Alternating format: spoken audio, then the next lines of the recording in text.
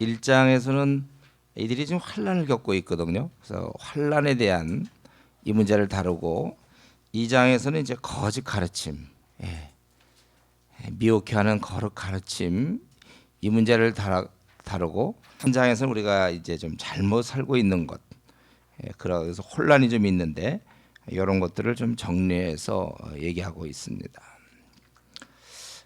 이 데살로니가 교회인 전체를 보며 한 도시의 이런 성도들을 보면서 저들을 온전히 붙잡고자 바울 한 사람은 힘을 쓰고 있는 것입니다. 데살로니가의 그 교인들, 그들을 전체를 놓고 바울은 영적 지도력을 지금 발휘하고 있는 것입니다. 그래서 바울과 실로아노는 신라죠. 신라, 원래 라틴 이름이 실로아노인데 예루살렘 교회 지도자로서 문제가 생겼을 때 그 결정을 이제 안디옥 교회에 알릴 때 함께 갔고, 그리고 바울과 함께 동참했던, 그래서 빌립보 감옥에서 같이 찬양했던 바로 그 사람이죠. 바울과 실라와 디모데는 하나님 우리 아버지와 주 예수 그리스도 안에 있는 데살로니가인의 교회에 편지하노니 하나님 아버지와 주 예수 그리스도로부터 은혜와 평강이 너희에게 있을지어다. 여전히 데살로니가 교인들이 많은 그 부족함이, 그들은 다 아버지와 주 예수 안에 있는 자라고 그랬어요. 그런 자들은 예수 그리스도로부터 은혜와 평강을 누려야 되는 것입니다. 여러분, 평강이라는 것은 누려야 되는 거예요. 우리 성도들이 실제 누릴 수 있는, 그때 AD 1세기 때나 지금이나 동일하게 누릴 수 있는 거예요. 성도 가운데는 이제 어떤 사람은 평강을 좀 누리는 사람이 있고 어떤 사람이 평강이 없는 사람이 있어요. 이제 그 어떤 사람은 누리는 사람이 있다 할 때 이제 접니다 이래야 되죠. 평강을 누리고 있습니다. 여러분 이 수련회 같은 때 이런 걸 좀 많이 느낄 수도 있어요. 여러분들이 정말 평강. 왜 우리가 이 수련회 때 특별히 그런 걸 많이 느끼냐면은 말씀과 기도가 공급되니까. 막 허약해서 기진맥진할 때와 이제 병원에 가서 맞고 막 제대로 잘하고 제대로 몸을 잘 보양하고 그러면은 몸이 다시 힘이 생기는 거예요. 그러니까 그동안 원래 우리는 마땅히 누렸어야 되는데 세상에 찌들리고 또 우선순위가 바뀌고 말씀을 금식하고 기도도 건너뛰고 이러니까 우리는 자꾸 초라해지고 우리는 초췌해지고 우리는 참 힘이 없게 되고, 그러니까 자연히 이 평강이라는 것이 나올 수가 없는 것이죠. 그래서 신앙생활을 제대로만 하면 원래 이제 평강을 누려요. 아주 깊은 평강. 세상은 아주 힘들어도 주위 여건은 참 어렵지만 근데 이 사람의 마음이 평안하고 좋아. 참 평강을 누리는 거예요. 바울 사도가 이 고난 중에 있는 성도들을 바라볼 때 비록 고난이고 그렇고 마음 같아서는 그런 고난이 없기를 원하지만 그러나 그 고난을 할 수 없는 것이고 그러나 너희들은 그래도 평강을 누릴 수 있다는 것입니다. 그러면서 이제 1절부터 3절부터 이렇게 보니까 4절까지 감사하고 있어요. 왜 그러냐면 믿음이 자라고 있기 때문에. 제가 얘기했죠. 믿음은 자라는 것이지 멈추는 것은 아니다. 믿음은 자라나는 것이다. 그래서 여러분들이 믿음이 멈추면 안 돼요. 믿음이 자라가야 되고 아주 최선을 유지하려면은 콰이트 타임하고 기도 생활하고 수요 예배 정도 참석하고 최소한도 수요 예배 정도 참석하면 이게 떨어지진 않을 거야. 아마 더 잘하는지 잘 모르겠지만 아무리 못해도 일주일 동안 이렇게 막 밑으로 내려갈 수 있는데 중간에 한번 딱 잡아주는 거예요. 수요 예배가. 그러니까 우리가 다리도 이게 받침대가 있지 않습니까? 일주일을 이렇게 지나기엔 좀 너무 힘들 수 있어. 가운데 한번 딱 수예배가 있어줌으로써 좀 잡을 수. 한 주 또 지날 때 힘드니까 금요 기도회가 있다든가 이렇게 하고. 그래서 우리가 제가 보기에는 그냥 통계도 안 내보진 않았지만 그냥 느끼기에는 수예배 정도를 나올 수만 있으면 그래도 최소한도 유지는 하는 것 같아요. 잘하긴 좀 잘하겠죠. 그러나 평소에 본인이 이제 콰이트 타임 기도 생활 이렇게 해야 이제 우리가 잘하는 거예요. 우리 믿음은 잘해놔야 돼요. 너희 믿음이 더욱 잘하고 있다는 것. 그것 때문에 자기는 감사하고, 사실 믿음이 자란다는 말 속에는 또 더불어 여기 사랑함이 또 풍성하다는 거예요. 저 사람 참 신앙은 좋은데 좀 미움이 많다, 이런 말은 있는 게 아니에요. 신앙이 좋을수록 사람을 이제 용서하게 돼. 그도 한 인간으로 보여. 그 전까지는 뭐 막 따졌는데 연약한 인간이구나. 때로 이제 자기 부모도 그럴 수 있는 거죠. 옛날에 그냥 아빠 하면 그냥 높은 사람을 생각했지만 지금은 이제 하나님 없이 그렇게 살 때는 뭐 그렇게 살 수 있겠구나. 이제 엄마에 대해서 그렇고 또 주위의 누구에 대해서도 그럴 수 있겠구나. 기도 생활이 없었을 테니까. 말씀의 공급을 받지 못한 뭐 우리 아빠, 기도 생활이 없는 우리 엄마. 예.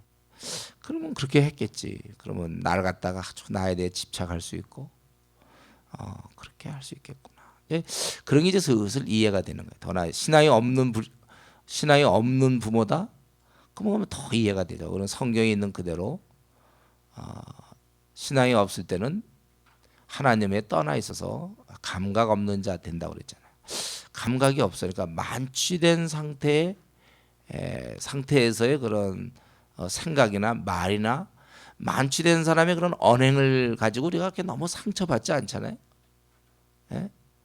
어떤 사람이 만취돼 가지고 뭐 나보고 야 나쁜 놈아 그랬다고 해서 날 나쁘게 생각하고 막 상처받지 않아요. 그냥 술 먹고 뭐 만취된 사람들이 하는 행동에 대해서는 그렇게 뭐 상처를 안 받아요. 우리가 마찬가지예요. 세상 멀쩡하지만 성경은 그가 하나님이 없는 사람들은 감각이 되어 자신을 방탕에 방임한다고 그랬다는 것이죠.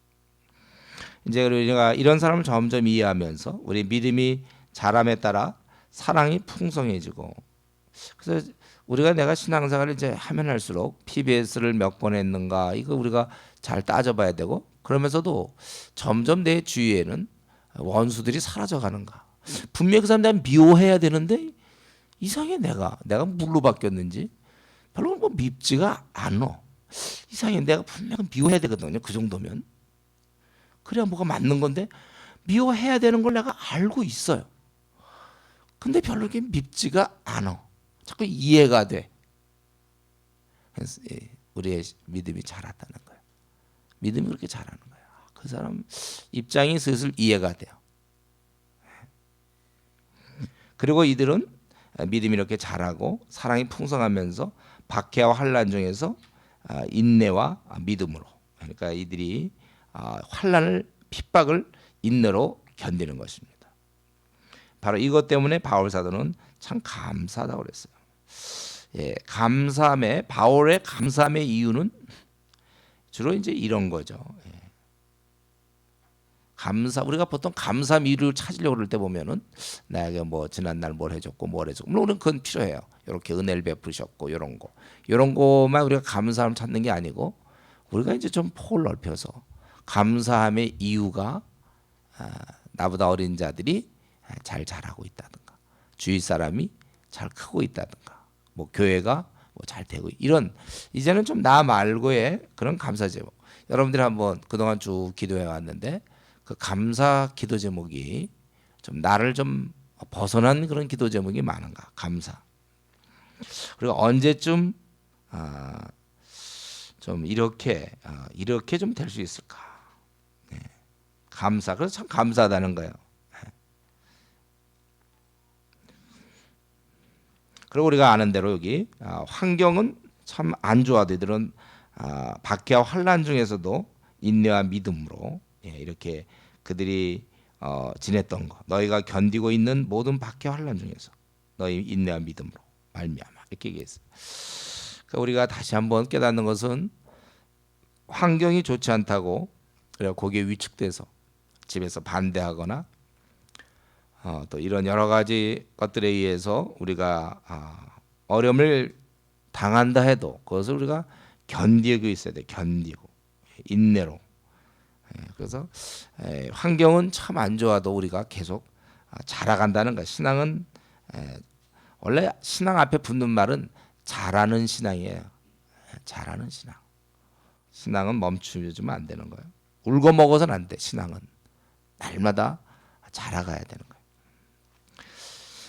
이들에 대해서 감사하던 그 바울 사도는 또 그들을 위로하고 있습니다. 5절부터 거기 쭉 보니까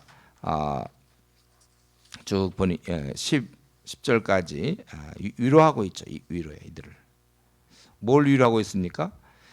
5절에 이는 하나님의 공의로운 심판의 표요 너희로 하여금 하나님 나라에 합당한 자로 여김받게 하려 함이니. 환난 중에 이렇게 너희가 견디는 모습을 보니까 또 오히려 성장하는 것을 보니 확실히 하나님은 공의로운 하나님이다. 사실 대적자는 힘이 있고 성도는 무기력합니다. 그런데 오히려 이들이 견디고 힘도 없으면서 견딜 뿐만 아니라 오히려 잘하고 있다는 거예요. 이러보건대 과연 하나님은 의인을 버리지 아니하고 함께 하신다. 그 공의를 자기가 보게 된다는 거예요. 그래서 이 성도들이 신앙생활을 그래도 잘하고 견디는 모습, 어려운데도 신앙생활 잘하는 모습을 보면서 하나님은 참 의인과 함께 하는구나, 공의롭구나, 이것을 우리가 깨달을 수 있어야 돼. 이런 시각들.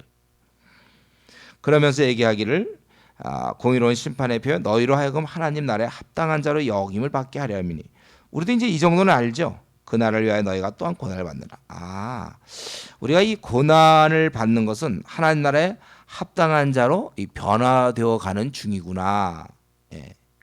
하나님 나라에 좀 우리가 합당한 백성이 되어야 되겠는데, 그건 뭐 다른 방법이 없다는 거예요. 고난이 필요한 거예요. 고난을 통하여 우리가 점점 합당한 자로 변화되는 중이구나.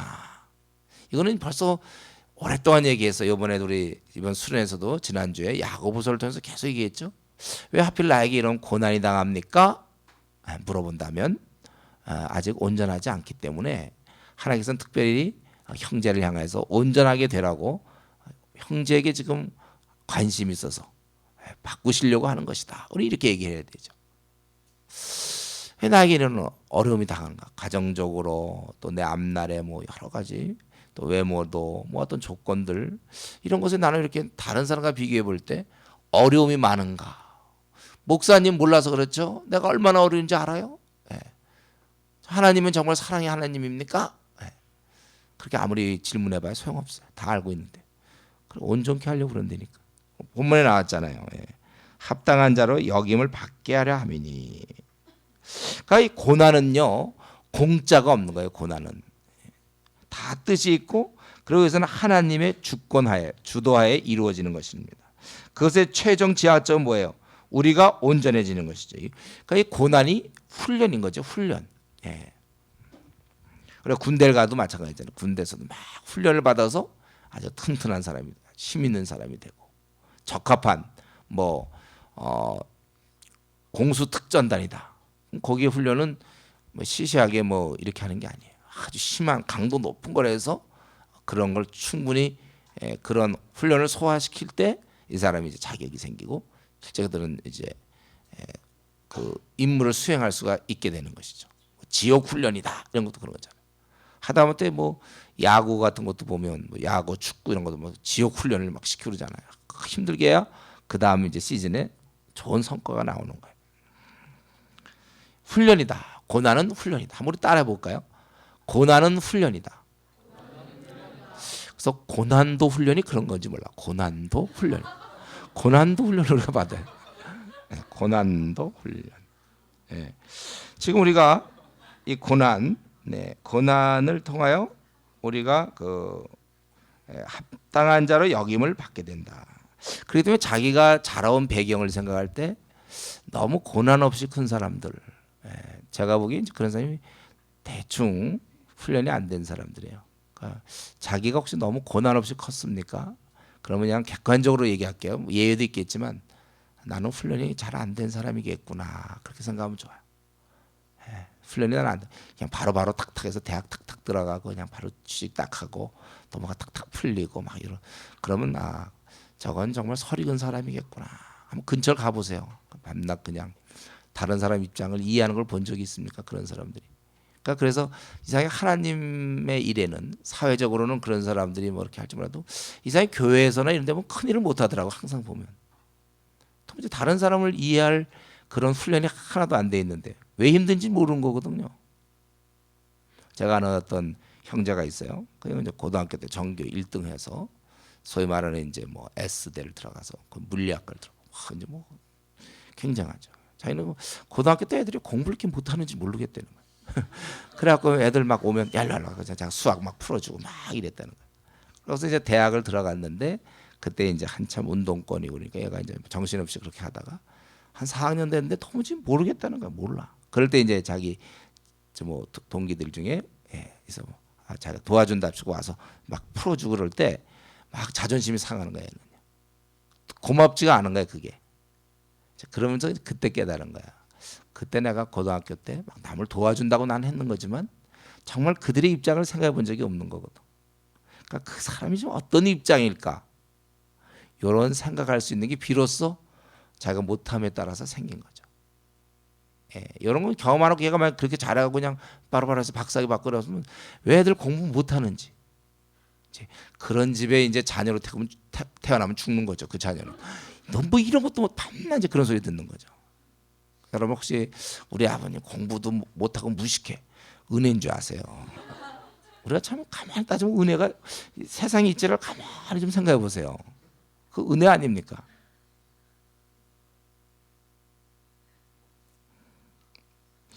이런 것도 이제 다 다른 걸 이렇게 경험할 때, 그러니까 이 고난을 많이 받은 사람은 그만큼 훈련을 많이 받은 사람은 뭐 헬스든지 뭐니 많이 땀 흘리고 그냥 꾸준히 한 사람은 그만큼 근육이 나오고 뭐 몸의 균형을 잡아가는 것처럼 고난을 좀 한 가지가 아니라 여러 가지 받은 사람들이 사실은 그런 걸 통하여 이제 다른 사람을 이해하는 거야. 돈이 없다는 게 뭔지를 이해할 수가 있고, 몸이 아픈 게 뭔지, 공부를 많이 못했다는 게 뭔지, 시험에 떨어진다는 게 뭔지, 이 백수 생활이 어떤 건지 이런 걸 다 이해하니까 폭이 넓어지는 거죠. 그런 사람은 일할 수 있어요. 왜냐하면 백수 생활을 많이 해야 또 이제 교회에서 많이 일을 한다 보면 그런 사람이 많잖아요. 그럼 그런 사람을 이해하고 사랑할 수 있는 거죠. 또 대학을 좀 떨어져 본 경험도 있어야 그게 그런 거구나. 그래 위로가 되죠. 잘 한 번도 안 떨어지고 그랬는데 뭐 위로가 됩니까? 제가 이건 제 경험상 그래. 제가 우리 아나톨레라고 교육자 모임 있잖아요. 그럼 뭐 매년 한번 제가 얘기했을 거예요. 매년 우리 강도사 시험이 있어요. 한 뭐 60%도 붙고 70%도 붙어요. 그럼 이제 강도사들 이제 후배라고 이제 찾아가죠. 그래서 격려한다고 이제 저랑 같은 이제 목사님이랑 몇 사람 하면 저는 하등 위로가 안 돼요. 왜냐면 저는 이제 강도사고시 떨어진 적이 그냥 바로 붙었으니까. 근데 저랑 같이 간 그 목사님은 떨어졌어요. 떨어져서 이제 1년 있다가 했으니까 되게 창피했었고 힘들었어요. 그런데 이 사람 떨어졌기 때문에 거기 이제 사람들이 떨어질지 모르겠다 막 불안하고 그러는데 이 사람이 굉장히 이제 좀 그래도 좋은 목사님이고 아는 목사님인데 이분이 자기 떨어졌다 그러면 그냥 이 강도사들이 강도사 시험 보려는 이 전도사들이 막 이러다가 떨어졌다 그 말 들으면 얼마나 그 얼굴에 저런 분도 떨어졌으니 나도 떨어져 위로가 되는지 몰라. 내가 거기서 막 무슨 얘기 막 해보면 위로가 돼. 자기 떨어질지 몰라서 이러는데 자기 떨어졌대는. 그래서 제가 위로하러 가서 저는 옆에 그냥 앉아 있는 거예요. 그러면 이 사람이 떨어진 얘기 막 해주면 힘이 생기는 거죠. 그런 거예요. 우리 생이 원래 그래요. 그러니까 실패를 많이 한 사람들, 그런 사람이 귀하게 보통 사용돼서 우리 교회에서 일꾼으로 사용되는 사람은 이제 대충 학벌이 좀 없는 게 약간 어울려요. 대충 학벌이 없고 좀 대충 외모라든가 또 대충 능력 이런 것들이 좀 없고 뭐 별로 이렇게 내세울 게 없는 사람이야말로 사실은 주의를 하기에 좀 어떻게 보면 어울리는 거예요. 그래서 이 바울이 왜 주님이라 하는데 그렇게 어울렸냐면 그는 아주 철저하게 그냥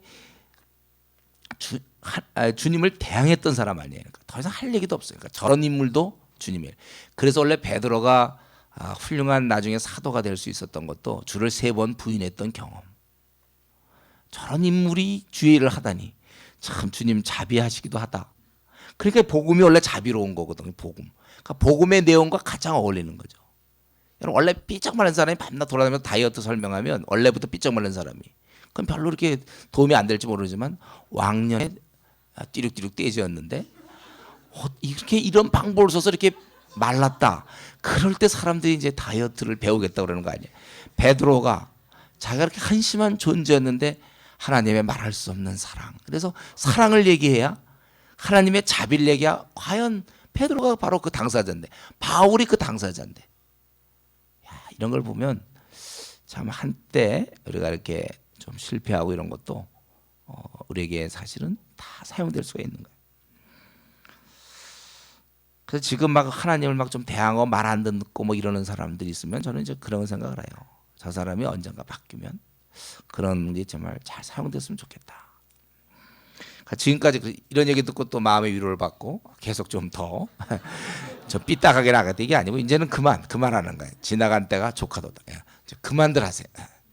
할 일이 너무 많은데 언제까지 그것만 생각하고 있습니까? 그 충분히 알겠으니까 이제 그만들 하시고 일꾼이 되셔야죠.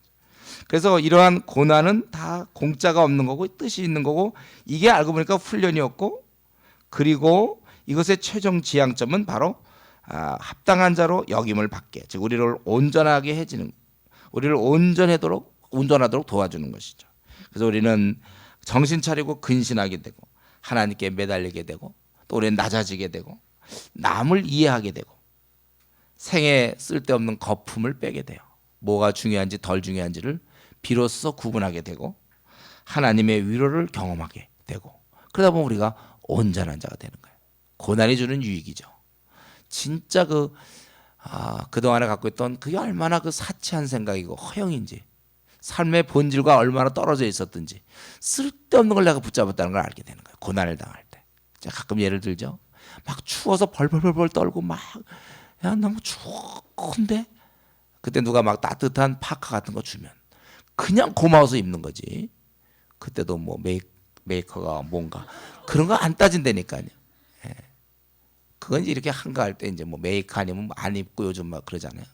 아직 고난을 안 겪어보지 않아서. 저 아프리카 같은 데 가서 좀 살다 온다든가. 사람들이 어떻게, 이것만 해도 너무 감사한데 그동안은 그 좋은 것도 감사함이 없었죠. 왜냐하면 메이커가 아니거든. 그게 이제 그런 거예요. 그런 식의 하나의 예를 들었지만 사실 우리가 감사할 조건이 참 많은데 결국은 우리가 이제 이런 것을 통해서 그러니까 그래서 우리가 감사도 많이 하게 돼요. 이런 걸 경험하면 이게 얼마나 은혜인가. 참 많이 자매들 경우는 제가 보니까 보통 이제 시집 가는 문제 이런 걸로 좀 이게 이제 오랜 시간을 끌게 되는 거죠. 끌면서 그동안 높아졌던 게 낮아지고 이거 은혜예요. 그동안 뭐 자기는 뭐 꽤 잘난 줄 알았는데 그게 아니더라. 이거 은혜로 되는 거예요. 은혜로. 다 누구나 자기는 금방 맘만 먹으면 할 것 같죠? 아니에요. 세상에 쉬운 일이 하나도 없어요. 저는 이전에 대학원 때 논문 쓸 때 정말 논문 쓸 때 얼마나 힘들어. 난 그냥 쉽게 써줄 줄 알았는데 그것 때문에 굳이 고생할 때 제가 그때 마음에 그런 생각했어요. 내가 이 논문만 내가 이번에 쓰면 나는 이제 남은 인생에서 내가 뭐 그렇게 막 붙잡고 매달릴 건 없을 거다. 내가 그런 생각했어요. 그땐 참 힘들었거든. 그러고 나 보니까 또 안 그래. 또 우리는 그저 매번 주의 은혜로 살아야 돼. 매번 붙잡아야 돼. 여러분 결혼만 하면 끝날 것 같습니까? 뭐 자매들 뭐 결혼하면서 이제 또 애기도 과연 또 잘 낳을 수 있을까? 또 그런 문제라고. 또 애기 낳으면 또 마찬가지. 그럼 이제 둘째는 또 어떻게 되나? 또 낳고 나면 이제 얘 또 뭐 유치원 들어가는 거. 유치원 들어가면 또 이제 경쟁률도 세거든. 막 뽑기하고 막 이러면 과연 들어갈까? 주여. 그래서 우리가 어쩌면 이 인생이 이런 건지 몰라요. 평생 하나님을 의지하고 사는 거예요.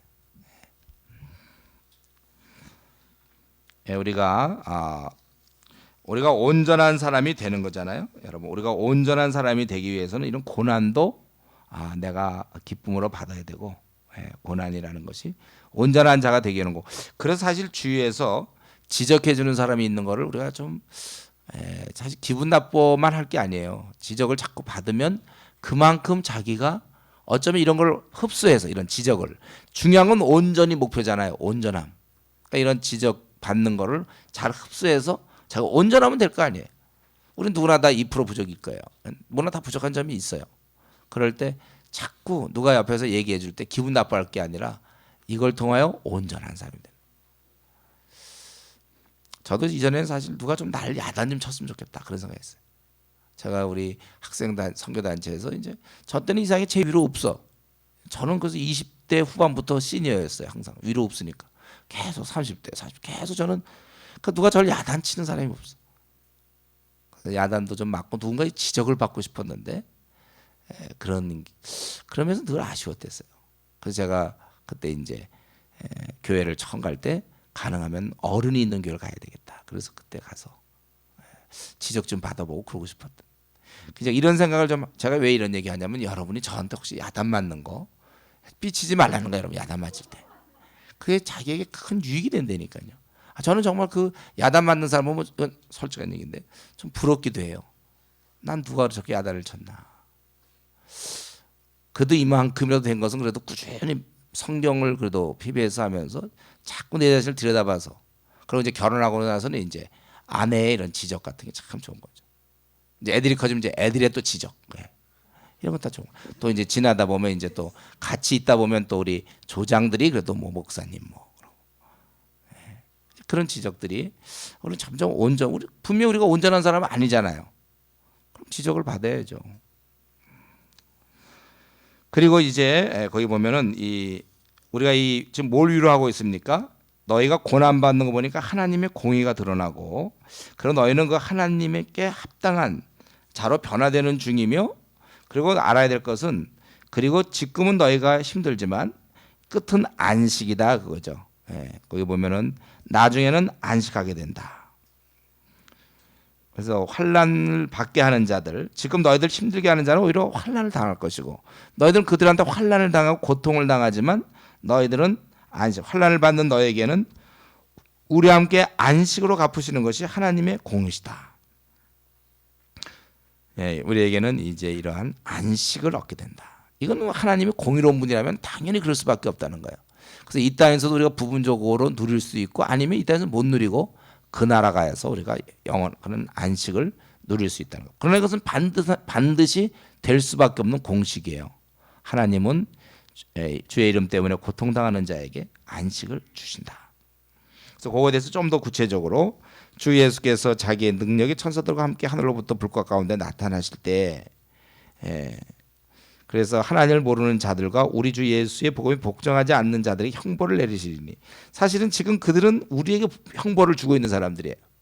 그러나 그들은 더 큰 권세자이신 하나님에게서 형벌을 받게 된다는 거예요. 그래서 이런 자들은 주의 얼굴과 즉 주의 면전과 또 주의 영광에서 영원히 떠나게 돼요. 멸망을 받을 것이다. 그 대신 우리는 어떻습니까? 그가 강림하사 그의 성도들에게 영광을 받으시고 모든 믿는 자에게 놀랍게 여김을 얻으시리니 이는 우리의 증거가 너에게 믿어졌습니다. 우리는 이제 우리를 통해서 영광을 돌리는 거예요. 예수님이 영광을 받는다는 것은 우리가 영광을 돌린다는 것이죠. 이 증거가 우리의 증거가 너에게도 믿어졌다. 이 말은 뭡니까? 이거는 안심시키는 거죠. 너희가 좀 제대로 잘 받아들인 거다. 그렇게 얘기하는 것입니다.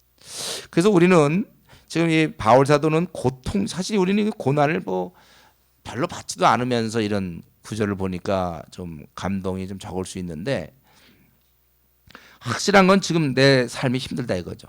내가 고난 중에 있고 힘들어. 내 인생이 참 힘들어요. 그러나 우리의 삶이 어떠하든지 우리의 마지막은 해피엔딩이라는 거죠. 그건 뭐 돼 있어요 그렇게. 어차피 뭐 잘 되는 거예요. 제가 늘 좀 얘기하지만 축구 같은 거 할 때 우리가 뭐 만약에 7대 6으로 이겼다. 축구 점수가 그렇게 잘 안 나오지만 그럼 우리가 7대 6으로 이긴 게 분명해. 알고 보니까 맨 마지막 10분 남겨놓고 어떻게 이상한 놈이 하나 나타나고 계속 7골 넣어가지고 예를 들면 7대 6으로 이겼다. 뭐 그런 일은 없겠지만 그렇다. 만약 그게 확실하다면 그 다음에 아무리 축구를 볼 때 6대 0으로 지고 있어도 우리는 뭐 별로 흥분하지 않아. 어차피 이제 10분 뒤 시간이 남았어. 이제 시간이 10분 이제 남겨놓고는 그때 이제 아무개 선수가 상대방이 이상하게 못 먹어. 이상한 볼을 이상하게 계속 해갖고 7골을 넣어. 7대 6으로 이기는 게 뻔하기 때문에 그래서 우리가 좀 힘들어도 어차피 뭐 해피엔딩인데 이거 힘든 걸 가지고 그냥 나는 남들과 달리 힘들다. 나는 참 고난이 많다. 주여 언제까지입니까? 뭐 언제까지냐면요. 확실한 건 이제 그 나라에서는 확실하고 이 땅에서는 이제 주님이 어떤 가장 좋을 때 또 갚아주시겠죠. 그러나 한 가지 아는 것은 우리는 해피엔딩이라는 거예요. 뭐 영화 같은 데 주인공이 좀 힘들어도 해피엔딩이면 좋잖아요. 그래도 다 저렇게 이제 막 잡혀도 말 주인공이 잡혀갖고 어떤 영화 그런 영화 있습니까요? 영화 주인 처음에 이제 주인공이 뭐 악당들한테 잡혔는데 잡혀갖고 그들이 막 칼을 막 죽이려고 해도 뭐 어떻게 이래야 되는데 잡혀서 그들이 칼을 막 이렇게 죽이려고 하더니 탁 진짜 죽였다. 뭐 그런 영화 있나요? 그들이 막 발발 떨고 막 하다가 뭐가 탁 나타나서 살고 뭐 어차피 그래서 주인공이 이제 그 임무를 수행하러 가는 거잖아요. 예, 그렇게 돼야지. 우리가 그렇다는 거죠. 여러분이 뭐 암만 이렇게 해도 그래도 여러분의 삶은 승리다, 해피엔딩이다 이거죠.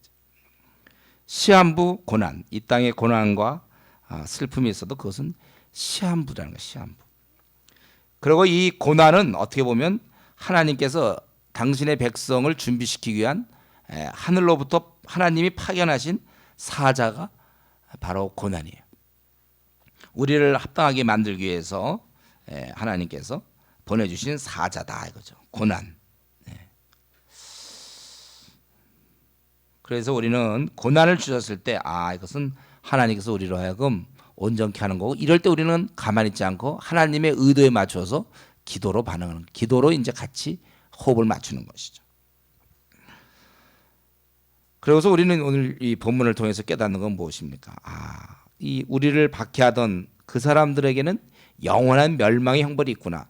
우리는 이 지상에서의 형벌, 우리는 지상에서 그들에 의해서 고통을 받지만 그들은 영원한 멸망의 형벌을 받는다. 이걸 우리가 참 생각을 해야 돼요. 그래서 우리가 이미 구원받았다는 사실 때문에 우리는 이 고난이 있어도 그걸 우리가 구원의 기쁨으로 상쇄시킬 뿐만 아니라 오히려 우리는 조금 더 나가야 돼. 이 구원의 기쁨을 가지고 고난을 내가 견디는 걸로만 끝날 게 아니라 나에게 어려움을 주는 그런 사람들을 긍휼히 여기는 것까지, 내 구원의 기쁨과 그 구원의 힘, 위로가 거기까지 미쳐야지. 고난 정도만 그냥 난 구원받고 영생의 소망 가졌으니까 여기까지 가는 건 조금 좀 못 미치는 거예요. 그거는 더 나가서 우리에게 그 형벌을 주는 바로 그 사람이 결국은 영원한 형벌을 받을 사람이니까 동정하는 마음이 생겨야 그게 이제 우리 제대로 된 신앙입니다. 그래서 그들을 보고 정말 기도했던 주님, 스데반처럼 그렇게 기도했던 그런 우리 신앙의 선배, 우리가 그렇게 되는 겁니다. 그래서 우리가 지금 내 마음에 이렇게 좀 미워하는 사람, 나 이제 용서했어. 이제 나는 나는 이제 용납하기로 했어. 전 그것보다 조금 더 나가면 좋겠어요. 좀 긍휼히 여기는, 우리가 그런 생각을 해요. 그래서 이제 바울 사도는 이들에 대해서 감사했고 위로하고, 그러면 11절 12절에서는 간구하고 있습니다. 이런 좀 지도자를 만나는 성도들은 참 좋겠죠. 이렇게 위로도 해주고 또 감사도 하고 지금 또 기도까지 해줘. 간구하고 있어요. 11절 이러므로 우리도 항상 너희를 위하여 기도하면 우리 하나님이 너희를 그 부르심에 합당한 자로 여기시고 모든 선을 기뻐함과 믿음의 역사를 능력으로 이루게 하시고, 이러므로 여기 보면 하나님께서 이제 어느 날 드디어 공의를 베푸시고 심판을 이제 하실, 그걸 생각하면 여기에 맞추어서 우리가 기도해야 돼요. 그래서 섣불리 고난이 없게 해달라고 기도하지 않는다. 왜냐하면 고난은 하나님 주신 의도된 축복이며 하나님 보내신 파견한 사자거든요. 그걸 치우라 그러면 나는 수술을 안 받겠다는 거 아니에요. 나를 온전하게 만드는 거니까. 그래서 우리는 고난이 없게 해달라고 그럴 게 아니라 고난을 통하여 우리가 지금 원하는 건 뭐야? 하나님 앞에 이렇게 합당한 자, 그래서 그 부르심에 합당한 자로 여기시고, 이 말은 우리가 그 인정받는 자가 되도록 만들어 달라고 기도하는 거예요. 이 데살로니가 교인들이 하나님 이한 고난을 받는데 괜히 고난 받으면 안 되잖아요. 그 고난을 통하여 그들이 합당한 자로 하나님 앞에 되도록 만들어 달라는 것이고, 두 번째는 모든 선을 기뻐함과 믿음의 역사를 능력을 이루게 하시고, 이것은 그들의 모든 그런 선한 목적과 그런 행동이 다 하나님의 능력으로 이루어져 이것을 위해 기도하는 것입니다. 여기 보면 믿음의 역사를 능력을 이루게 하시고, 그들이 갖고 있는 그런 선한 목적, 행동, 그것이 하나님의 힘에 의해서 이루어지고, 그리고 그리스도의 이름이 영광을 얻으시고 너희도 그 안에서 영광을 받게 하랍니다. 그렇기 때문에 우리의 삶은 궁극적으로 왜 고난이 왜 주어지는가? 결국은 이제 궁극적으로 하나님 앞에 바로 서기 위한 것이잖아요. 그래서 우리가 항상 내가 하나님 앞에 바로 서야 되겠구나. 그리고 우리는 우리의 삶 자체가 우리의 선한 목적이나 우리 행동이 나에 의해서 이루어지는 게 아니라 그분의 힘에 의해서 돼야 된다. 바울사도가 그걸 기도하는 거예요. 그러기 위해서 우리가 사실은 기도로 매달리는 겁니다. 그분의 힘으로 되니까. 우리 하나님 나라가 전진하지 못하는 이유, 한국 교회가 이렇게 성도를 많이 잃게 된 이유, 이단이 팽창하게 된 이유는 결국 우리가 전심으로 기도로 매달리지 않기 때문에 기도하는 성도가 많지 않은 것 같아요. 우리 한국 교회 꾸준히 정말 한국의 이런 상황을 놓고 기도하는 성도가 그냥 제가 뭐 전국을 돌아다니지는 않았지만 점점 왜 우리 한국 교회가 이렇게 줄어들고 있을까? 결국은 제가 얻은 결론은 바로 그런 거죠. 우리가 전도도 안 하고 또 기도로 이걸 매달리는 성도가 점점 줄어. 우리 전 세대만 하더라도 할머니 또 이런 아줌마들이 그냥 새벽마다 할머니들이 그냥 와서 눈물로 울부짖고. 근데 점점 이제 교회는 그런 사람 보기가 그 사람들 점점 죽어가고 그러면 그 할머니 대신에 어떤 이 좀 젊은 아낙네들이 기도하느냐? 안 한다 이거예요. 그러니까 할머니 수는 점점 줄어가니까 어쩌면 할머니 수가 줄어듦에 따라 우리 성도들이 줄어드는지 모르겠어요. 점점 줄어들어가요. 우리 한국 교회가 약한 것에 대해서는 여러분 우리의 책임이 있을까요? 아니면 없을까요? 대답 잘하세요. 우리 한국 교회가 이렇게 허약하게 된 데는 우리의 책임이 있습니까? 아니면 없습니까? 있다고 하는 사람들은 기도하셔야 돼요. 가만히 있은 사람은 뭐 기도를 안 해도 할 말은 내가 없는데 다음부터 말을 좀 하세요. 그런 사람은 가만히 있는 사람. 왜 가만히 있습니까? 내가 물어봤을 때. 우리가 이 기도의 사람이 돼야 돼. 기도. 참으로 아무리 생각해도 우리 한국 교회가 기도가 너무 식어 있는 것 같아. 좀 열심히. 아니면 이제 기도하라 그러면 그냥 또 이제 엉터리 방언이나 하고 있고. 그러니까 그건 괜히 목에 힘만 준 거지 아무 열매가 없는 거야. 하나님도 못 내가 그랬잖아. 하나님도 못 알아듣는 얘기 했으니 응답될 리가 뭐가 있습니까? 본인은 그러니까 좀 기도한다는 사람은 엉터리 방언하고 제대로 기도하는 사람들은 기도할 수 있는 사람들이 잘 안 하고 짧게 그저 한 5분 기도하고 말고 뭔가 이 한국 교회를 위해서 이렇게 또 세계 선교를 위해서 가까운 중국에 10억을 우리가 어떻게 내 가까이에 10억이 이렇게 주님 모르고 있다는 사실이 있는데 우리가 어떻게 가만히 있을 수 있습니까? 제정신입니까 우리가? 바로 옆에 12억이 주님 모르고 있는데 이건 있을 수 없어요. 아직은 내가 뭐 거지가 되는 한이 있어도 이 문제를 해결해야죠. 내가 이 땅에서 혹시 잘 먹고 잘 사는 그런 삶을 내가 혹시 못 살아도 이거 12억 문제는 어떻게 해결해야 될 거 아닙니까? 우리나라에 4천만 명 어떡하죠? 이런 거. 우리가 우리의 모든 행동, 선한 행동과 선한 목적이 다 그분의 힘으로 할 수 있도록 기도에 매달리는 사람이 되라는 것입니다.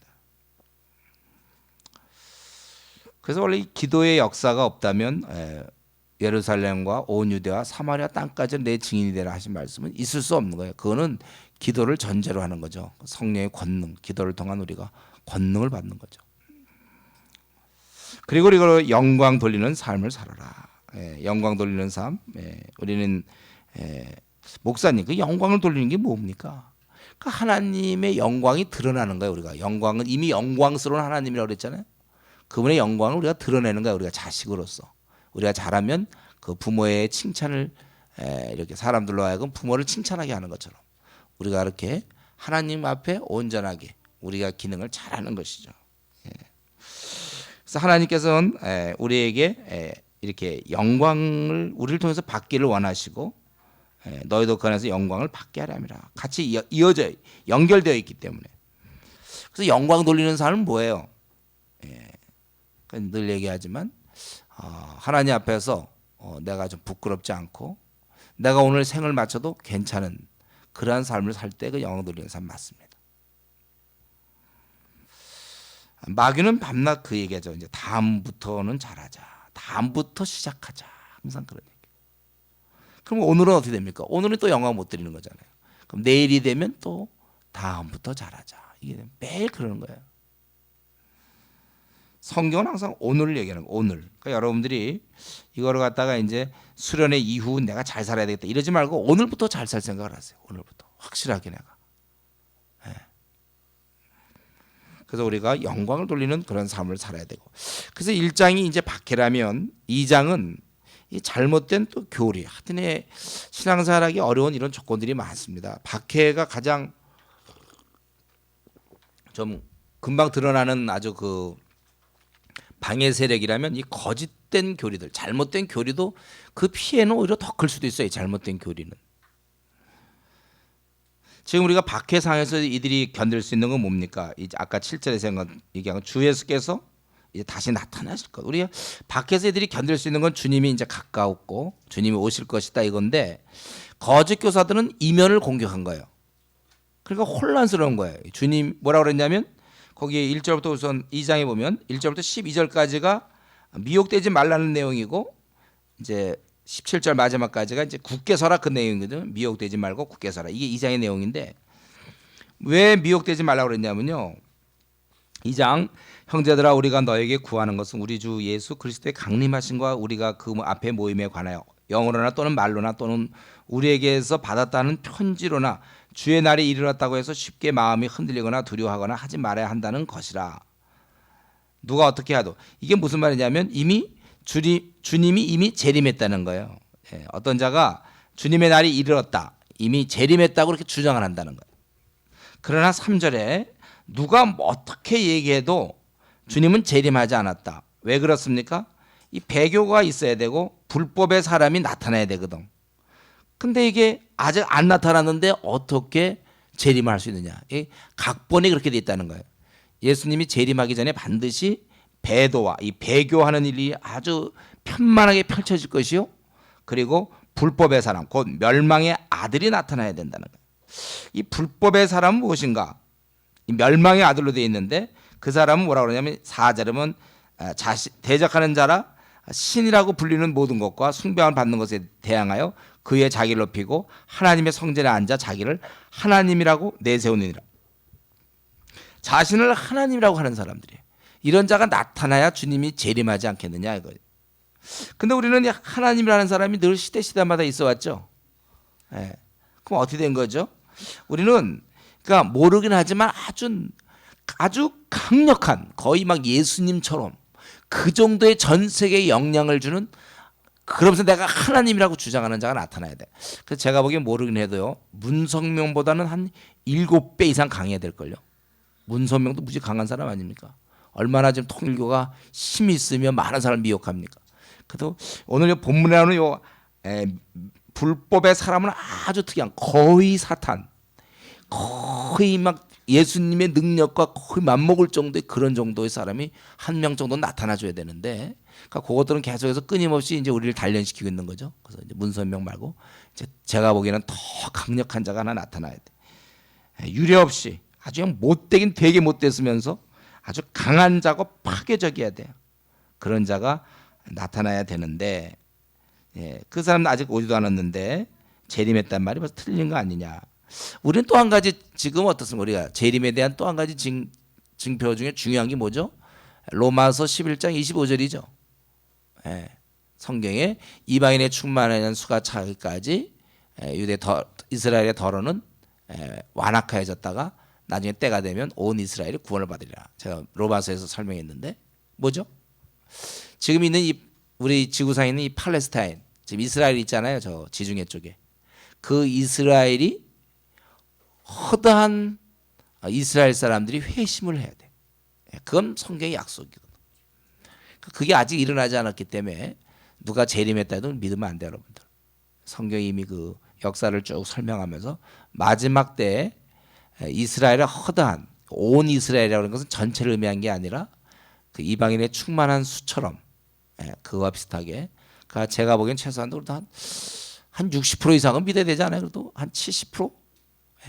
지금 이스라엘은 10% 미만이거든요.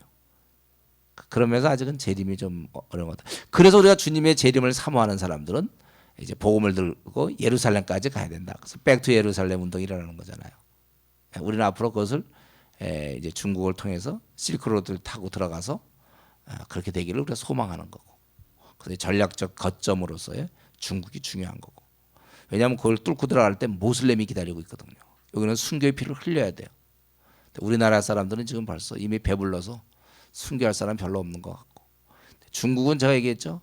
오늘이라도 당장 10만 명 죽을 사람 모집할 수 있다니까요. 그들은 아주 순교적 신앙을 갖고 있어요. 그래서 우리가 저 베트남을 공격 안 하고 우리가 할 수도 있어요. 다 그 영어는 다 중요하지만 중국을 우리가 공략하려고 하는 것은 이제 그러한 의도가 있는 것이죠. 그래서 이 아주 유례없는 되게 못된, 그래서 굉장히 파괴적이고 거의 사탄과 방불한 능력도 되게 많겠죠. 이런 자는 자기가 알고 하나님이라고 내세울 것이라 이거예요. 그런 사람이 나타나지도 않았는데 벌써 내가 재림했다고 해서 너희가 흔들리거나 두려워하거나 하지 말아야 한다는 것이라. 이렇게. 그래서 내가 이거 너희와 함께 있을 때 이 일을 너에게 말한 것을 기억하라. 지금은 그 막고 있는 게 있다는 거예요. 이 부분 우리가 잘 좀 영적인 문제이기 때문에 잘 몰라요. 너희가 지금 그러하여금 그의 때에 나타나게 하려 막는 것이 있는 것을 아나니 불법의 비밀이 이미 활동하였으나 지금은 그것을 막는 자가 있어 그 중에서 옮겨질 때까지 하리라.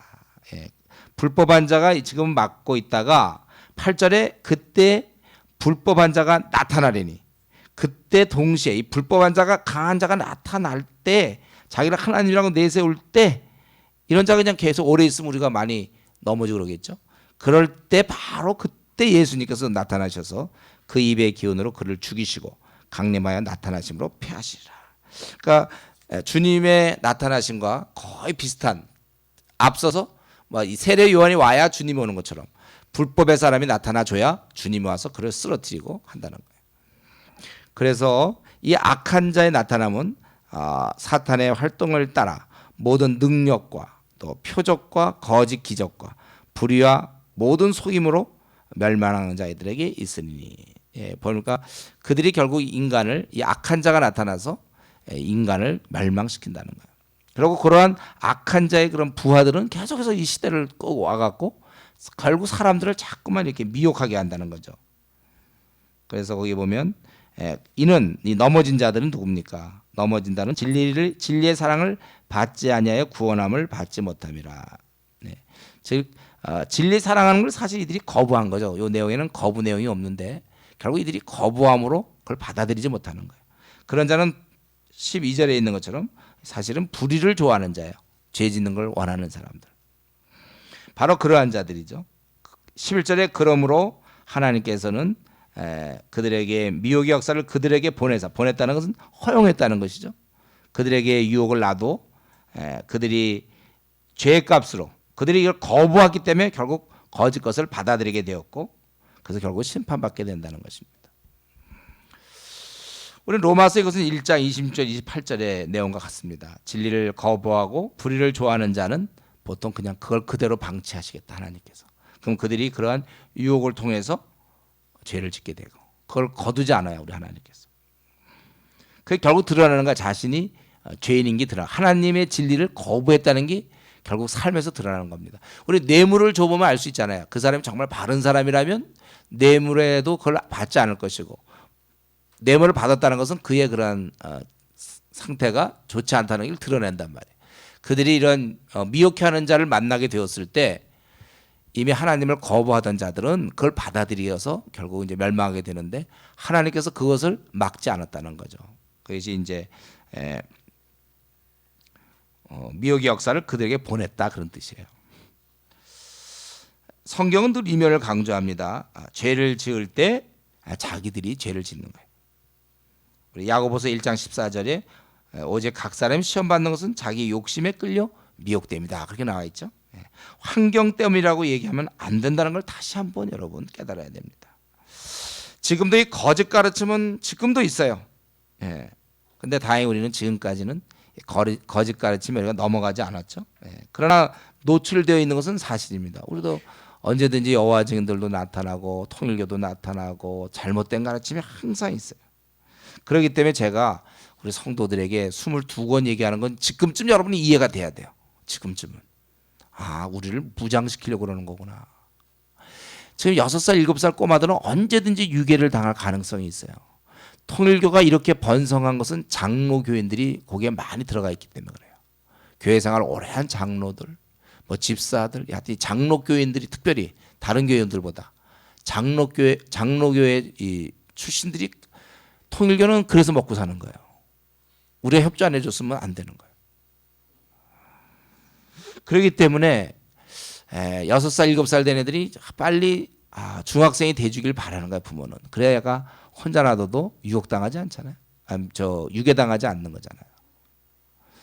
저는 여러분에게 22권을 얘기한 것은 목사님이 뭐 어떤 그냥 원래 저렇게 하는 좀 특이한 분이다. 그래서 22권을 얘기했거나 여러분을 그렇지 않아도 살기 힘든데 괴롭히려고 한 게 아니고 요즘 이제 슬슬 33권 쪽으로 방향을 틀고 있죠. 그런데 그것은 왜 그러는가? 여러분을 더 강하게 무장시키려고 그런 거예요. 이제 알았죠? 저의 진심을. 알고 봤더니 나를 괴롭히려고 한 것이 아니라 나를 보호하려고 그렇게 목사님 힘들어도 사람들이 또 왜 PBS 얘기합니까 해도 굴하지 않고 했던 이유는 과연 나를 사랑하심이었구나. 이걸 알아야지. 목사님 또 22권 얘기하니까 나가자. 아이고 나 PBS 안 하니까 괜히 막 죄책감하고 나를 지적해서 하는 것이다. 오늘 예습 안 해왔는데 이런 공식으로 좀 안 나가면 안 됩니까 여러분? 자기 내가 해왔는지 안 했는지 내가 알 게 뭐야. 안 해왔으면 자기가 깨닫고 다음부터 잘해오면 되지. 이래서 내 이 교회는 또 못 다니겠다. 이제 딴 사람들이 열심히 했는데 나만 혼자 열심히 아니니까 좀 편한 교회 가자. 그렇게 하지 마세요. 이게 이 거짓 가르침이 워낙 횡행하니까 여러분 좀 보호하려고 제가 선교단체 제가 이전에 한번 얘기했잖아요. 어떤 선교단체 지도교수인데 부산에 있던 어떤 지도교수인데 통일교로 넘어갔어요. 그러니까 이 선교단체도 저는 못 믿겠다는 거예요. 성경 공부 안 하고 그냥 활동만 하는 선교단체 많거든. 아니면 뭐 이제 찬양 귀한 거지만 그것만 해갖고는 이 찬양 많이 한다고 이런 미혹하는 데서부터 안전합니까? 찬송가 가사만 거의 알고 있어도 웬만한 거 방어할 수 있나요? 절대 그렇죠. 우리 성경을 공부해야 로마서 11장 25절 정도 이런 거 다 공부하고 오늘 이런 말씀 공부하고 불법의 사람이 나타나는데 문선명을 그 정도까지는 보기 좀 어렵잖아요. 그 정도. 좀 더 강력한 뭐가 또 전 세계적으로 꼭 그런 걸 좀 생각해야 돼요. 그러니까 우리가 이런 말씀을 보면서 결국은 우리는 거짓 가르침에 언제든 노출되어 있고 그렇기 때문에 진리로 우리를 무장시키는 것만이 유일한 우리의 해결책이 안심되는 거예요.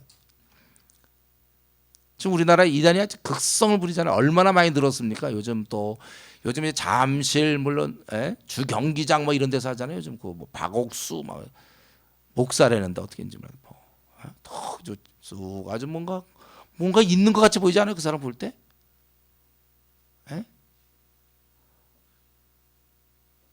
하여튼 표정이 그 사람 뭔가 있는 것 같은 표정으로 아주 좀 뭔가 아주 심오한 듯한 표정을 짓고 있는데 사실은 아무것도 없는 거거든요.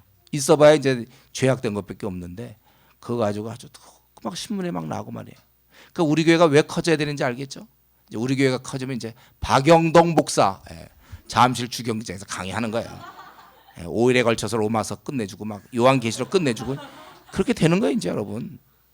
우리가 아직 좀 힘이 없어서 잠실 그 종합운동장을 빌리려니까 갈 수는 있지만 우리가 빌리긴 좀 어렵고 그래서 지금 우리가 안 빌릴 뿐이지 뭐 우리가 뭐 괜히 안 빌립니까? 우리가 뭐 그렇게 생각이 없는 사람이 그 사람 빌려 우리도 빌리지 뭐. 다만 이제 우리가 마음이 그렇다는 거지 우리가. 그러니까 기도해야죠. 그러니까 전능하신 하나님께 정말 우리가 싸워야 돼요. 아니 벌써 몇 번째 그런지 몰라요 이런 데는요. 이런 잘못된 가르침들이 막 그렇게 막 붙이고 뿌리고 그런단 말이에요. 우리는 뭐 그럴 힘도 없어서. 그래서 앞으로 전도 집회 같은 것도 이제 잠실 주경기장에서 해야죠 우리가. 아니면 이제 우리가 늘 전용으로 쓰는 이제 교대 운동장에서 하거나. 그러니까 여기는 우리가 전용으로 쓰고 특별한 집회 할 때는 이제 잠실 주경기장으로 가야 되는 거예요. 우리가 그렇게 너무 많을 때는 이제 여의도 뭐 그런 쪽에는 뭐 광장으로 가든지 해서 쫙 뭐 할 수 있어요. 그때 여러분들 바쁘실 걸요. 그때는 그런 건 막 이제 어레인지하고 여러분들이 막 이제 신경 써야 되거든요. 다 모두가 다 일해야 되니까. 그때를 위해서 우리가 잘 먹고 준비하고 그래야 되는 거예요. 진리로 이 거짓 가르침은 언제든지 있다는 사실 지금도 우리가 현실에서 보고 있잖아요. 그렇기 때문에 우리가 진리를 무장해야 돼. 교회를 10년 다녔어도 아직 구원의 문제가 정리 안 된 사람들 많이 있어요. 아까 우리 이용훈 집사님 오셔서 그런 얘기 했잖아요. 그 교회는 집사님인데 아직 거듭나지 않은 사람이 집사라는 거예요. 뭐 그런 일이 다 있습니까? 혼자 이상한 사람 되니까 그때 이제 자기가 마음에 이제 혼자 힘들고 그럴 때 이제 우리 주은혜 교회 생각. 우리는 그래도 안 그러니까 그걸 자꾸 생각하면서 견디는 거고. 그래서 그런 자들, 이런 거짓 또 이 교사들이, 거짓 선지자들이 오히려 보면 능력과 구절에 표적과 거짓 기적과 이런 것, 어떤 표적, 기적, 능력이 나온다는 거예요. 우리는 사실 이럴 때 많이 약해요. 어떤 능력이 나올 때. 근데 이 능력이라는 것은 악한 자도 얼마든지 마귀도 할 수 있는 게 능력이라는 거예요.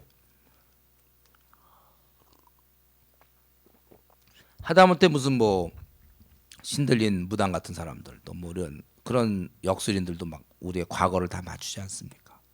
그럼 이제 그 굉장히 놀라워서 세상 사람들은 거기에 다들 이렇게 자기의 머리를 들이밀고 거기에 들이밀고선 거기서 자기들이 살아가는 거야. 그래서 어려울 때는 그 또 점쟁이를 찾아가면 또 뭐로 하고 용한 점쟁이니까 신과 잡신과 그래도 많이 교류가 이루어지는 그런 점쟁이들은 잘 맞추거든요. 뭔가 있을 것 같고. 그래서 자기 신상에 대해서 알아맞히면 막 놀래고. 그러면 이제 거기에 이제 자기가 심령이 이제 그쪽에 압제를 당해서 그 사람 말에 의해서 모든 게 다 움직여지고. 이제 그런 거. 똑같아요, 이것도요. 기도원 오래 다니는 사람들은 기도원에 있는 그 여선지자에게 이렇게 심령에 압제당해서 그 사람을 거스려 뭘 하지 못해요. 성경에 따라서 하는 게 아니라 그 말에 따라 한단 말이죠. 그게 굉장히 문제예요. 우리는 언제든지 성경에 따라서 누구 목사도 그렇고 누구 언제든지 고쳐야 되는 거예요. 성경에 뭐가 나 우리가 제일 중요한 건 성경에서 뭐라고 얘기하는가, 이게 제일 중요한 것이죠. 여러분, 그래서 이 눈에 보이지 않는 하나님을 섬기다 보면 누가 나타나서 이런 뭐 막 예언, 뭐 병 고침, 능력 행함 이럴 때 우리가 빠져들기 쉽다는 거예요. 그래서 한번 기도원 다니기 시작한 사람들은 늘 기도원을 다녀야 돼요. 항상 기도원 다녀야 돼요. 그렇지 않으면 자기를 못 견뎌요. 잘못된 신앙이죠. 말씀을 갖고 해야 되는데, 그러니까 말씀보다는 여선지자의 말을 더 신뢰하는 거죠. 그래서 기도원 한번 다니는 사람들 보세요. 계속 기도원 다니죠. 또 그런데 안 가면 마음이 충족이 안 돼. 그런데 가면 뭐 밤낮 그러면 무슨 방언, 기도만 하면 다 방언이잖아요. 거기서는 다 기도원 같은 데 가면 그냥 다 방언 기도하잖아요. 근데 이제 성경의 원리로 보면 그건 말도 안 되는 거죠. 방언은 통변의 은사, 통역의 은사가 없이는 자기와 하나님과 1대1로 하게끔 고린도서 14장에 있는데도 그런 거 뭐 성경을 본 적이 없으니까 그런 구절이 있는지도 모르고 하고 있는 사람이에요. 그 기도 원장들은 늘 봐도 안 보이는 거예요, 성경을. 그러니까 막 엉터리 방언하고 막 그러니까 삶이 이상해지는 거예요. 그런 사람들의 삶이. 신앙인이라는 건 말씀에 따라 우리가 변화돼서 하나님은 성에 관심이 있죠. 우리 온전한 거룩 성인데 이런 데 관심이 없고 막 능력을 좋아하고 막 알아맞추는 거 좋아하고 병 고치는 거 좋아하고 이런 건 마귀가 흉내내는 거예요. 사탄의 활동에 이런 것들이. 그래서 이런 면에서 우리가 경계해야 돼요. 그래서 여러분들이 이런 문제에 빠져들기 전에 빨리 22권 준비해가지고 제대로 보는 눈을 가지면 누가 병을 고쳤다. 그러면 고쳤구나. 저렇게 고치는 방법도 있고 약을 통해서 고치는 방법도 있고. 꼭 병 고친다고 사람이 신령한 사람입니까? 절대로 거룩해 한 사람이 신령한 사람이지 능력은 얼마든지 나타날 수 있다니까요. 우리는 능력 나타나면 그냥 요즘 보면 이제 방언 보통 요즘 시중에서 돌아가는 게 뭐냐면요. 이가 금리로 바뀐 거하고 뭐 금가루 뿌려진다는 거, 사람 쓰러진다는 거, 이게 요즘 아주 유행이에요. 쓰러지는 그 능력이 꼭 위로부터 왔다고 어떻게 보장합니까? 그 방언이 그게 무슨 방언이에요, 그냥 랄랄랄랄랄랄랄랄. 그게 무슨 그런데도 그걸 또 믿고 하는 사람들이 있어요. 그래서 애기 방언이다. 예를 들면 우리가 옹알이 하는 것처럼, 그러니까 지금은 뜻이 없는 것처럼 알랄랄랄랄랄 하지만 그러면 애기들도 몇 개월 지나면 이제 제대로 하던데. 요즘 꼬맹이들 말 똑바로 해. 근데 걔는 밤낮 애기 방언만 하네. 방언이 은사로 돼 있지. 언어라고 돼 있고. 근데도 그런 이거 다 악한 자의 그 그림자들이에요. 조심하셔야 돼요. 그러니까 여러분들이 이런 거를 잘 보고 있어야 돼요. 성령의 역사, 성령의 역사가 나타나는 것보다 예수가 주로 높여져야지. 이런 것들 잘 생각하고. 그리고 우리는 이런 거에서 내가 빠지면 안 되고 내가 속임을 당하면 안 된다. 이렇게만 생각하기에는 여러분은 그러기엔 너무 미안한 사람들이에요. 우리는 이미 이제 싸워야 돼서 오히려 미혹해 되는 자를 붙잡아 줄 사람이지. 나 하나 이제 어떻게 하면 유괴 당하지 않을까 이게 아니라 나 하나 어떻게 미혹된 가르침에 내가 속아 넘어가지 않을까. 이런 걸로만 만족하면 안 되고 우리는 다른 사람을 가르쳐야 되는 거예요. 우리 부지런히 가르쳐야 됩니다. 제가 한국 교회에 좀 안타까운 점이 뭡니까? 왜 그렇게 양육 프로그램이 많은지 몰라요. 큰 교회면 큰 교회일수록 더 많아. 양육 프로그램이 다양하게. 계속 자기가 흡수만 하지 내보내질 않아요. 여러분 지금 충분히 여러분 입을 열어서 가르칠 수 있어요.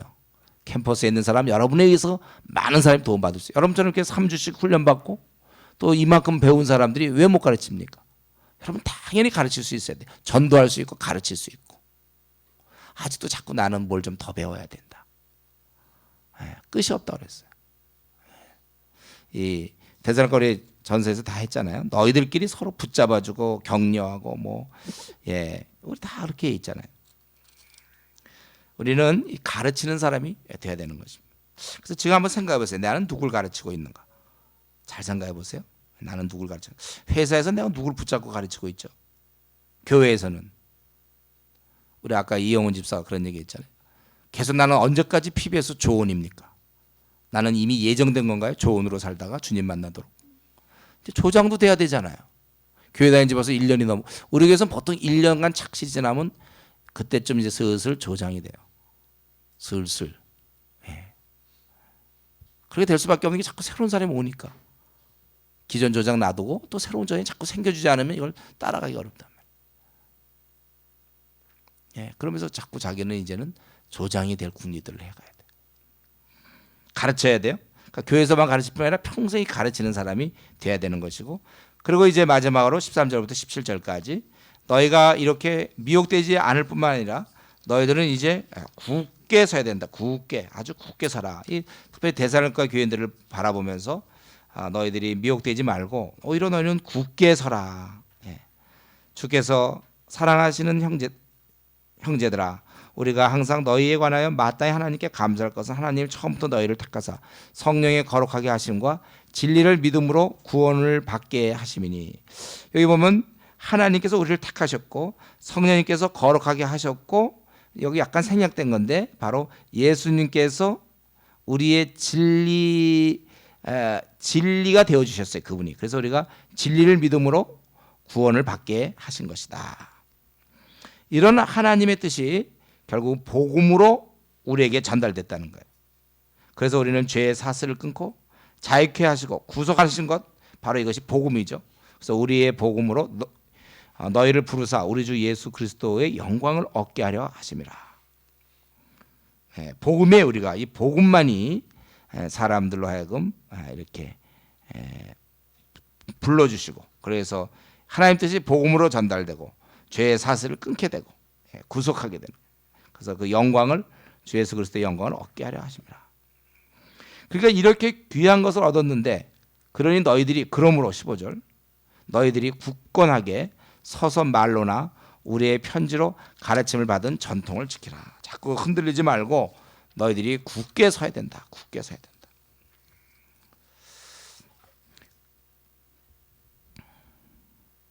우리는 이렇게 굳게 서야 되고, 그러니까 이러한 데살로니가 교인이 위태로운 상황에서 당부하는 것은 바로 너희가 굳세게 그런 편지로 가르침을 받는, 내가 말이거나 혹은 편지로 가르침 그거를 꽉 붙잡으라는 거예요. 그러니까 이 말씀이 얼마나 중요합니까? 우리가 지금 벌써 바울이 얘기했을 때 데살로니가 전서후서 이런 말씀을 우리가 꽉 붙잡으라는 거 아니에요? 물론 3주 동안 가르친 말씀도 있겠고, 그러니까 우리가 이런 지금은 직접 듣지 않고 다 이 서신서를 통해서, 성경을 통해서 들으니까 우리가 이 말씀을 잘 붙잡아야 되는 거예요. 그 가르침을 꽉 붙잡으라는 것입니다. 정확히 알라는 거예요. 그러니까 지금도 여전히 우리가 굳게 살아가는 방법, 굳세게 우리를 지키는 방법은 이 하나님 말씀을 붙잡고 늘어지는 것 외에는 없는 거구나. 이렇게 여러분 아주 좀 순진하게. 예.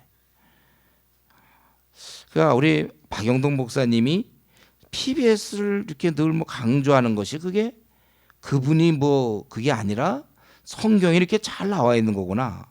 말로나 우리의 편지로 가르침을 받은 전통을 지키라. 그렇기 때문에 오늘 이 본문을 여러분 볼 때 뭘 다시 결심해야 돼요. 내가 성경 연구를 해야 되는 거구나. 이걸 꽉 느끼는 거죠. 여러분 깨달아야 되는 거예요. 그러니까 지금 또 오늘도 박 목사님은 오늘도 또 PBS 말씀을 하시는구나. 이거 생각하면 안 되는 거예요, 여러분들은. 그게 아니라 우리가 이 말씀을 꽉 붙잡아야만 내가 쓰는구나.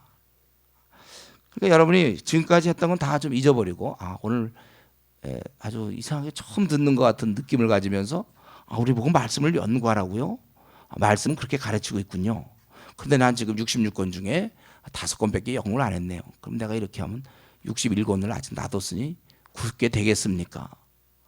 성경을 연구해야 되겠습니다. 이렇게 여러분들이 적용을 해야죠. 또 PBS 얘기하고 같아요. 우리 목사님 설교 들을 거 없어 그냥 PBS. 처음부터 끝까지 그냥 PBS라는 얘기. 오늘도 또 내일도 아마 또 할 걸. 이런 생각하면 안 되는 거예요. 그래서 이런 말씀을 들을 때 즉각적으로 요일이 떠올라야죠. 무슨 요일 날 내가 할 것인가. 그리고 분량을 생각하지. 일주일에 그래 한 장만 할 것이냐 2장을 할 것이냐. 이거에 따라서 굉장히 달라지거든. 내가 2배로 나갈 것이냐 그냥 1배 나갈 것인가. 23년 뒤에 끝낼 것이냐 아니면 한 11년 12년 만에 66권을 끝낼 것이냐. 이렇게 되는 거죠. 하루에 3장씩 하면 맘만 먹으면 하루에 3장씩 하고 진짜 맘만 먹으면 6개월 이내에 22권 할 수 있다니까요. 물론 1장짜리 뭐 2장짜리 있지만 5권 미만 우리가 한 6개월 정도에 그래서 우리가 쿠밍 프로젝트도 뭐 그런 거죠. 뭐 가서 우리가 이사야 하고 뭐 LM에 에스겔에서 22권 끝내겠다. 최소한도 우선 체면만 좀 살려보겠다 이거죠. 말씀이 이렇게 얘기하고 있는데 우리가 어떻게 성경을 그렇게 10권 미만으로 끝내놓고서도 뭐 우리가 뭐 신앙생활 지금 우리 한국교회에서 사실 따지면 말이죠. 10권 미만으로 5권 미만으로 공부 5권 이상도 안 한 분들이 얼마나 많은지 몰라요. 교회 직분자라고 하면서. 그러니 제가 그냥 한국교회가 약해질 수밖에 없어. 그 집사람 분이 이 말씀을 모르니까 삶이 그저 세상과 똑같고 권사람 분도 그렇고 때로는 목회자도 그럴 수 있어요. 교회 그냥 여러 일 하다 보면 그래서 신방 다니고 또 교회 건축하고 하다 보면 성경 연구 못할 수도 있는 거 아니에요. 그러니까 이게 안타깝죠. 성도를 그러니까 그 목회자라도 삶이 뭐 성도보다 별로 그렇게 차이가 안 날 수도 있다는 것이죠. 그래 이런 거 생각할 때 내가 신앙이라는 것은 하나님 말씀을 잘 연구해야 되는 거구나. 그렇기 때문에 즉각적으로 여러분은 일주일에 몇 장 할 건가를 결정하세요. 일주일에 몇 장 할지. 그래서 이제 우리 결혼한 사람 좋은 거는 이제 자녀를 키우면서 애가 자는 동안 물론 자기도 피곤해서 자야 되지만은 그래도 어떻게 하든지 집에 있으니까 아무래도 직장 나가는 사람보다는 그래서 제가 얘기했어요. 그래서 혹시 재정이 허락된다면 뭐 혹시 집에 이렇게 뭐 이렇게 가정 도우미 같은 분을 또 뭐 우리가 할 수도 있을 거예요. 왜냐면 자기가 시간을 벌려고. 제가 어느 집사님을 아는데 그분은 대학 시절에 집이 좀 어려웠어요. 근데 아르바이트를 안 하는 거예요. 왜 안 했는가? 성경 공부하려고 산 거예요. 돈과 시간을 맞바꿨어요. 집이 넉넉하지 않지만 그래서 성경을 혼자 나름대로 한 5, 60권 뭐 나름대로 연구했어요. 그런 분도 있어요. 제가 대학 시절부터 그랬다는 거죠. 그래서 여러분들이 이거는 정하는 거예요. 여러분들이 내가 자기의 결정에 따르면 내가 일주일에 몇 장을 하겠고 할 수 있다면 제가 여성의 역할 얘기한 것처럼 남자들은 사실은 직장에 들어가면 참 힘들어요. 그러니까 직장 들어가기 전에 학교 다닐 때 한 번 정도 휴학을 하든지 어떻게 자기 시간을 벌어야 돼요. 직장 일단 들어가면 나오기도 어렵고 그리고 일주일밖에 휴가가 없으니까 참 시간이 안 돼. 그래서 우리 자매들에게 제가 황금 휴가를 제안한 이유가 그래도 자매들은 경제적 문제를 두 사람 중 한 사람이 벌면 되니까 남편이 벌면 자기가 되니까 그래서 시집 가기 전에 할 수만 있다면 좀 많이 해놓고 결혼해서 아기 낳기 전까지 또 부지런히 해놨다가 이제 아기가 낳고 하나일 때 애가 자는 동안에 또 PBS 하고 둘일 때는 이제 둘이 노는 동안에 이제 PBS 한다든가 뭐 이런 식으로 자기가 해야죠. 또 혹시 또 재정이 좀 있으면 다른 것보다는 좀 집안에 이런 도움을 받고 또 그런 걸 한다든가 이제 우리가 그렇게 할 수 있는 거예요. 우리가 지금 한국 전체 교인들 상황이 이런 면에 있어서 많은 열심을 못 내고 있을 때 우리는 이것을 이 싸움을 해야 되고 오히려 우리는 가르치는 자가 될 수 있도록 빨리 자기를 바꾸십시오. 바꾸세요. 그리고 이제 거기 끝으로 보니까 또한 동시에 우리 보고 이런 전통을 지키라고 너희가 굳게 해라고 이렇게 얘기하고서 16절에 보면 또한 동시에 16절 17절 아버지께서 우리 주 예수 그리스도와 우리를 사랑하시고 영원한 위로와 좋은 소망을 은혜로 주신 하나님 우리 아버지께서 너희 마음을 위로하시고 모든 선한 일과 말에 굳건하게 하시기를 원하노라. 성경에 이런 표현이 참 많아요. 우리 보고 그렇게 하라고 그러지만 여전히 또 우리의 허약함을 아시는 그분께서 또 해주신다는 것이죠. 그래서 이분이 우리 마음을 위로하시고라는 뜻은 뭐냐면 격려한다는 뜻이에요. 격려해서 우리의 선한 행동과 말을 굳게 한다는 것입니다. 15절에 우리가 굳게 서야 돼요. 그러나 17절에 또 하나님께서 해 주셔야 우리는 또 이렇게 동시에 할 수 있는 것입니다. 그래서 하나님께서 우리 마음을 자꾸 격려해 주셔서 여러분 마음속에도 자꾸 이렇게 하고 싶은 마음이 들도록 충동질을 해주시고 이렇게 우리의 마음을 움직여서 이렇게 하도록 하시는 분, 일하시는 분이 바로 우리 하나님입니다. 너의 마음에 소원을 두고 행하신다고 그랬잖아요. 그래서 우리는 이 시간에 이걸 하나 생각해야 돼요. 하나님이 일하시는 방법이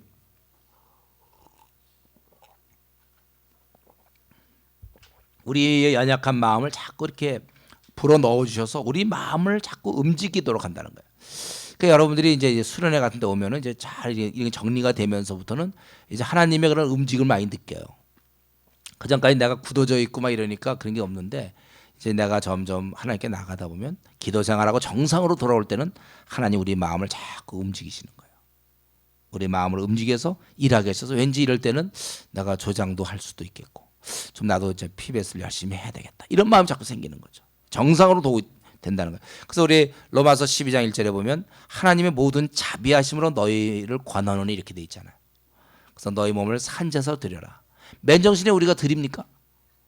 근데 하나님께서 자비하심으로 우리 마음을 움직이니까 그 은혜를 깨닫다 보니까 내 한 목숨 주를 위해 써야 되겠다. 이렇게 되는 것이죠.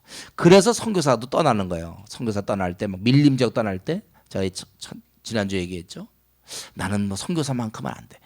보통 그런 사람도 하나님 뽑지도 않아요. 하나님도 하나님이 생각이 있으시지. 아니 그럼 그렇게 싫어하는 사람 못된 뽑으면 당신의 나라를 좀 확장시켜야 되는데 그 사람이 자격이 없어. 그런 사람 벌써 마음에 막 감흥이 일어나야지만 준비된 자를 그 사람은 선교사 갈 때 어떠냐면 마음에 자꾸 생기는 거예요. 그런 마음이. 그러니까 나한테 너무 그런 마음이 안 생긴다면 자기가 어쩌면은 지금 물론 이제 은사에 따라 그럴 수도 있겠지만 이렇게 좀 깊은 잠을 자고 있기 때문에 그럴 수가 있다는 거예요. 그래서 자기가 정상적일 때도 그런 마음이 전혀 안 든다면 그거는 조금 뭐 다른 뭐가 있겠죠. 근데 일반적으로 우리가 하나님을 제대로 믿게 되면 이렇게 마음에 이런 감동이 있어서 마음이 움직여서 주님의 일을 하게 되는 거예요. 그러니까 주님의 일이 재밌죠. 그러니까 나는 지금 한때는 참 주님의 일이 재밌었는데 요즘은 좀 왠지 자꾸 좀 쉬고 싶고 놀고 싶다 그러면 한번 자기를 점검해 봐야 돼요. 주님의 일로 내 마음이 타오릅니까? 타오르지 않는다면 그게 이상한 거예요. 그분의 일을 할 때는 타오르게 돼 있어요. 그래서 막 혹시 밋밋하다면 별 감동이 없이 내가 혹시 주의 일을 한다면 그렇다면은 우리가 나의 어느 부분에 좀 고장난 부분이 있는 것이다. 왜냐하면 우리 하나님께서는 너희 마음을 격려하셔서 위로하셔서 모든 선한 일과 말에 굳건하게 하시기를 원한다. 그래서 자기가 기뻐서 하는 거예요. 선교사들 보세요. 마지못해서 가기 되게 싫은데 군대 끌려가는 것처럼 있잖아요. 막 선교지 끌려가는 사람 없어요. 막 마음에 원해서 말이죠.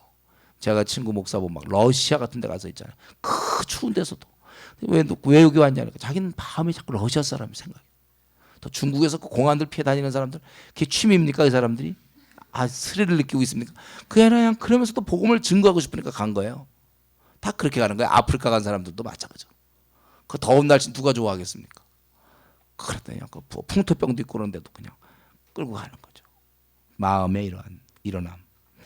여러분 이 주님의 일은 마음에 움직여서 할 수 있어야 되는데 혹시 내가 지금 내 자신을 들여다보면서 내 안에 이렇게 별로 주의 일에 대한 하나님 나라 확장이라든가 주의 일에 대해서 별로 이렇게 자꾸 마음이 타오르지 않는다면 지금 내가 무엇이 나에게 문제가 있는가? 혹시 나는 하나님이 그러면 버리셨는가?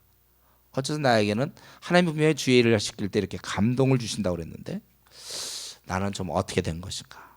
우리가 좀 오늘 이 시간에 좀 기도하면서 주님 내 안에 왜 주의 이 일에 대한 나의 안에 감동과 자원하는 마음과 타오름이 없습니까?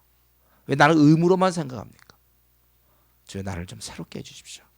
그렇게 기도할 수 있는 여러분 되기를 바랍니다. 우리 이 시간 같이 한번 기도하겠습니다. 오늘 말씀 중에 그 어떤 말씀이든지 우리 박해와 거짓 교훈에 대해서 오늘 대전학교 교인들에게 권면한 우리 바울사도의 모습을 통해서 한번 자기가 좀 생각한 것들을 한번 같이 기도하도록 합시다. 같이 기도합시다.